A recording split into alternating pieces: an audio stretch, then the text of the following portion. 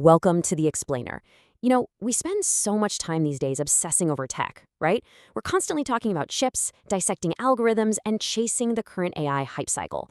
But have you ever wondered if the next really massive investment opportunity is actually hiding as far away from Silicon Valley as possible? Because sometimes we get so hyper-focused on tech that we completely miss the absolute titans operating right under our noses. So today, we're taking a deep dive into one of those quiet giants. Think about it for a second.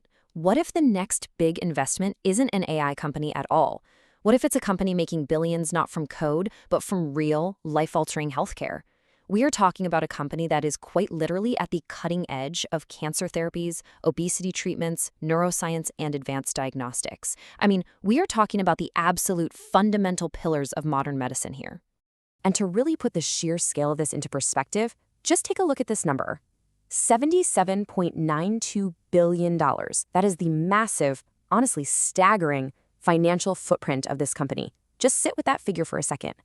That isn't some pie-in-the-sky valuation based on what they might do 10 years from now. That is actual concrete revenue moving through this organization today. All right, let's get into it. Section 1, the healthcare giant hiding in plain sight. So the company generating that kind of insane wealth is Roche Holding AG. If you're looking them up, they trade over the counter under the ticker RHHY. They boast a market cap of over $370 billion, but they operate very differently from a lot of their peers. Basically, they're split into two major divisions, pharmaceuticals and diagnostics. On the pharma side, they're developing these massive therapies across oncology, immunology, neuroscience, the whole shebang. But, and this is key, they aren't just selling drugs. They also have this massive diagnostics business providing testing and lab technology. And together, these two slices create an incredibly powerful, interconnected healthcare ecosystem. Which brings us to Section 2, the patent cliff problem. Or, as I like to call it, the ticking clock. Because look, with all that massive revenue comes a very real structural threat. And to understand this, we really need to understand something called patent erosion. See, when a company creates a blockbuster drug, a medicine generating billions in sales, they get patent protection. They own it. But that protection doesn't last forever. Patent erosion is exactly what happens when those older blockbuster medicines finally lose their exclusivity. Suddenly, the door flies open for increased competition, drastically falling prices, and a rapid, sometimes downright brutal, decline in revenue. The step-by-step reality of this is harsh. It's like falling off a cliff. Step 1, the patent weakens or expires entirely. Step 2, generic or biosimilar competition rushes in, completely flooding the market. Step 3, to even try to compete or just due to basic market forces, prices absolutely crater. And step 4, that massive revenue stream we just talked about, it declines. Fast.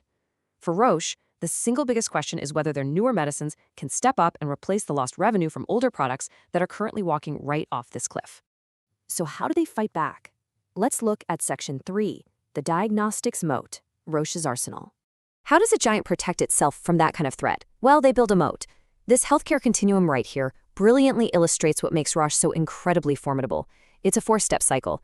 It starts with diagnosis, right? Then it moves to precise disease identification, follows up with targeted drug treatment, and ends with patient monitoring. Because Roche is so deeply entrenched in both diagnostics and pharmaceuticals, they're actively participating in every single step of this chain. This creates massive strategic synergies that most other healthcare companies can literally only dream of. But it takes tremendous resources to pull that off. Just look at these structural advantages. We are talking about massive R&D spending, a sprawling global clinical infrastructure, deep physician relationships they've spent decades building, unmatched regulatory expertise, and a huge global distribution network. And all of this infrastructure is funded by their massive cash flow. It's a structural moat that smaller biotech startups simply cannot replicate. No way. They just don't have the cash, the global reach, or the thousands of scientists that Roche already has on payroll. Moving on to Section 4, the dividend dilemma, yield versus safety. Now, for income investors, Roche is super attractive because they have a historically strong dividend. But you really have to separate two concepts here, otherwise you'll get burned. There is dividend yield, which is your current payout percentage today, versus dividend safety.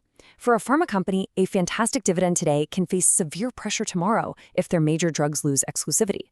So the key question you should be asking isn't what's the dividend yield? The real question is, can the cash flow from future drugs continue funding that dividend?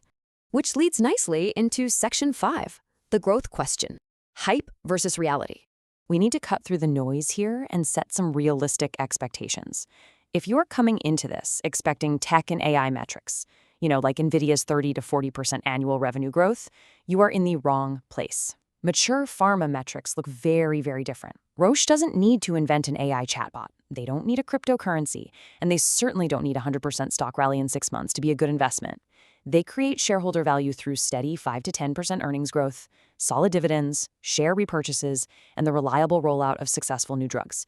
It's just a completely different game based on steady, boring, but effective compounding. All right, let's wrap this all up in Section 6, the final investor verdict, the RHYB scorecard. So how do we actually evaluate this company as an investment? Honestly, this entire explainer distills down into one brutal rule. Old drug revenue must transition into new drug revenue. That is the pharmaceutical replacement cycle in a nutshell. Can Roche's thousands of scientists create and launch new medicines fast enough to replace the declining blockbusters whose patents are expiring? That's it. That's the whole ballgame. And that makes evaluating the company remarkably straightforward. You are bullish on Roche if you see new product revenue rising faster than old product revenue is falling. Simple as that. You are bearish if old product revenue is falling faster than the new stuff can replace it. Literally everything else, from the safety of the dividend to the trajectory of the stock price, ultimately follows this one simple equation. When you look at our comprehensive scorecard here, the top half is incredibly strong. 5 stars across the board for business quality, the pharma moat, diagnostics, R&D, and stability, plus an excellent 4-star dividend. But, and it's a big but, look at the bottom. This stellar business quality is absolutely counterbalanced by high patent risk and medium-high clinical risk. Remember, a drug can cost billions to develop and still fail in late-stage clinical trials, which instantly destroys years of expected growth. Plus, you always have to manage those pesky regulatory risks around pricing and global currency fluctuations. So, what is the actual game plan? How do you act on this? Well, you look to buy on weakness, when the stock materially corrects due to some short-term sentiment shift, but the long-term new drug sales and fundamentals are still intact. You hold when revenue is stable, the pipeline looks healthy, and the cash flow is easily covering that dividend. But you absolutely consider selling or reducing your position if there are major pipeline failures, if new drug launches consistently disappoint, or if those patent losses start causing structural, irreversible revenue deterioration. Which brings us to our final verdict for Roche Holding AG. For investors seeking a massive, diversified healthcare company with exposure to both pharma and diagnostics, RHHBY is an attractive buy on weakness or a very solid hold if it's already in your portfolio. It offers a really useful anchor when those tech valuations get a little too stretched. Just remember, do not buy it simply because healthcare sounds safe. You have to watch the numbers. Because ultimately, Roche's next decade is going to be won or lost on this single provocative question. Will Roche's new drugs replace the old ones in time? That is the ticking clock of pharmaceutical investing. Watch their pipeline, keep an eye on those patent losses, and follow the cash flow. Thanks so much for joining me on this explainer today. Keep your eyes on the data, and as always, never stop learning.